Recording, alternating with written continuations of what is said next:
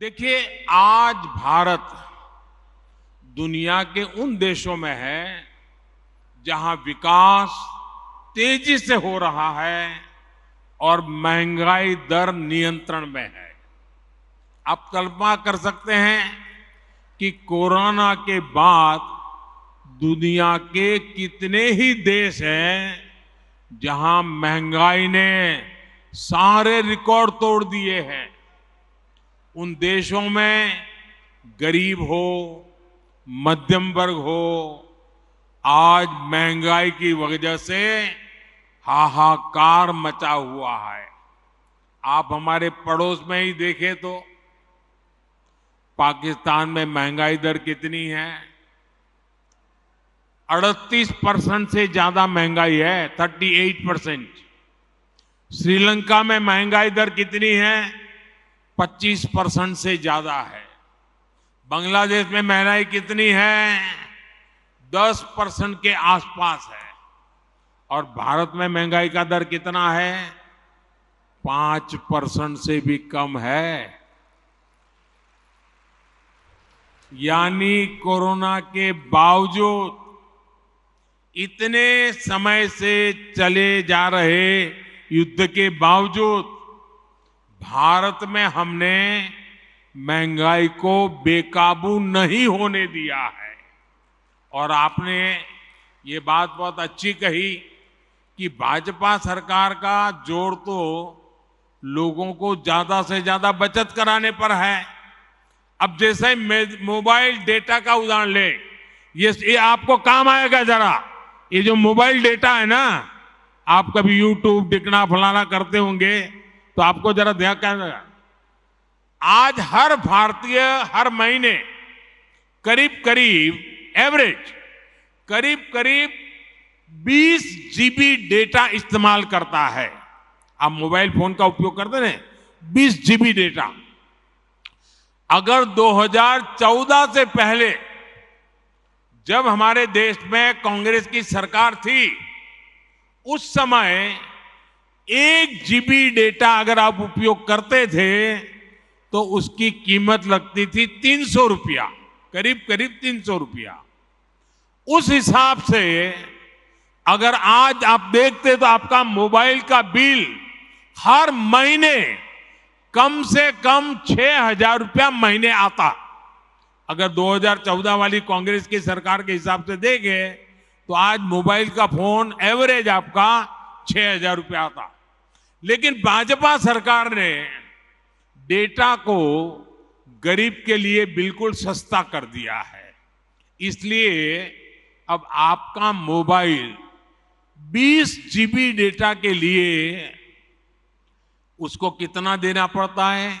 मुश्किल से 200-300 रुपया देना पड़ता है। मतलब कि आपका करीब 5,000 रुपया हर महीने बच रहा है।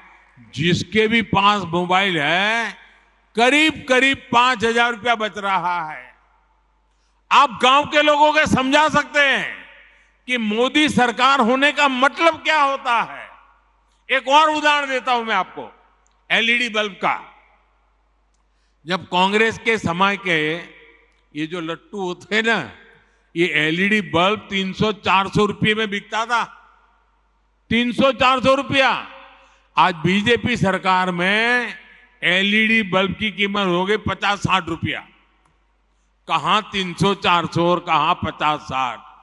और बीते वर्षों में जो करीब 40 करोड़ सस्ते एलईडी बल्ब दिए गए, उसकी वजह से गरीब और मध्यम वर्ग का हर साल जो बिजली का बिल था वो करीब 20,000 करोड़ रुपया कम हुआ है। ये 20,000 करोड़ रुपया लोगों के जेब में कहीं न कहीं बचा है। किसी का 100, किसी का 200, किसी का 500। आपने प्रधानमंत्री भारतीय जन औषधि परियोजना यानी पीएम बीजेपी के बारे में भी सुना होगा। आप दवाई की दुकानें, जन औषधि दुकानें देखा होगा आपने। आप पोलिंग बूथ में जाइए ना, लोगों को जरूर है जन औषधि दुकान वाला जरूर बताना। आज जन औषधि के स्टोर में उत्तम से उत्तम प्रकार की दवाई सस्ते से सस्ते में मिलती है। इन स्टोर की वजह से गरीब का करीब करीब 20,000 करोड़ रुपया बचा है। अगर एक परिवार में 60, 70, 80 साल के बुजुर्ग है और डायबिटीज है, अगर उनको महीने में 2,000 की दवा लगती है तो जन औषधि केंद्र में 100-150 रुपये में दवाई मिल जाती है और उनका महीना भर निकल जाता है। ये लोगों का पैसा बचाने का भाजपा का ये तरीका है। दोस्तों, आपके बूथ में ऐसे भी बहुत लोग होंगे जिन्होंने आयुष्मान भारत योजना का लाभ लिया है। आयुष्मान भारत योजना से गरीबों को अस्पताल में 5 लाख रुपए तक के मुफ्त इलाज की सुविधा मिलती है। इस योजना की वजह से करीब करीब 5 करोड़ लोगों ने अस्पताल में भर्ती होने के बाद अपना इलाज कराया और 1 पैसे का खर्च नहीं हुआ है। अगर आयुष्मान भारत योजना नहीं होती तो इन गरीबों को अपने इलाज में 80,000 करोड़ रुपए से ज्यादा खर्च करना पड़ता। अभी 80,000 करोड़ बचा कि नहीं बचा? ये गरीब का भला हुआ कि नहीं हुआ? ये मध्यम वर्ग के परिवार का भला हुआ कि नहीं हुआ?